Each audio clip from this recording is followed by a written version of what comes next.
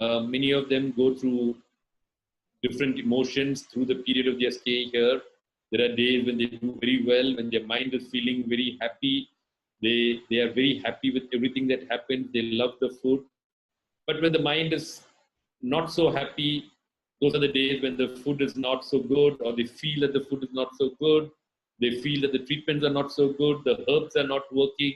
So they can actually begin to watch how the mind um, plays or tricks with everything that they do or do not do.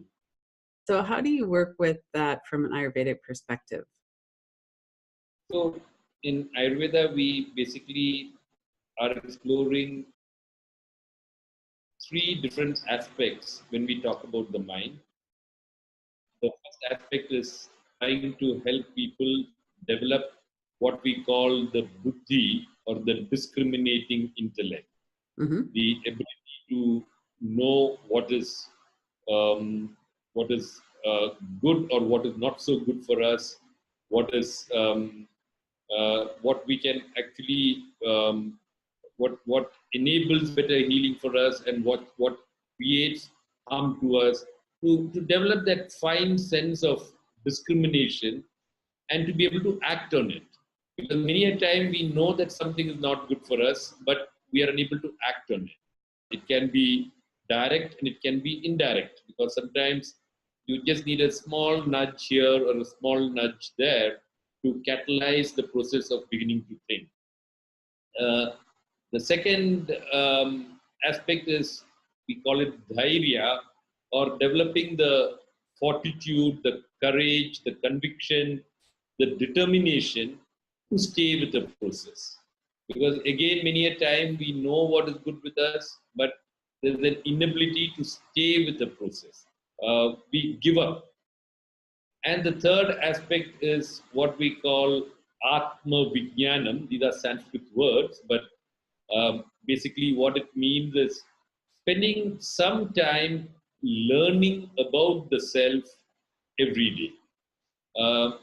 It is a stagnant mind that becomes a devil's workshop. But if the mind is engaged in a little bit of understanding, a little bit of learning about the self and the connectedness of the self with the universe out there, getting a little more understanding every single day provides food for thought for the entire day. And so we do encourage all our patients to spend a little more time dwelling on these three ideas of a discriminating intellect, of the determination, conviction, willpower, to stay with what the discriminating intellect tells us, and then to also keep learning about the self every day a little bit. It can be 10 minutes, it can be 5 minutes, but at least one new idea a day keeps the mind engaged in understanding this whole body mind consciousness complex. Go to KillibyCenter.com, Radical Recovery Summit, for access to the interviews. You can watch them free online for 48 hours after they air, or you could purchase an all-access pass. KillibyCenter.com.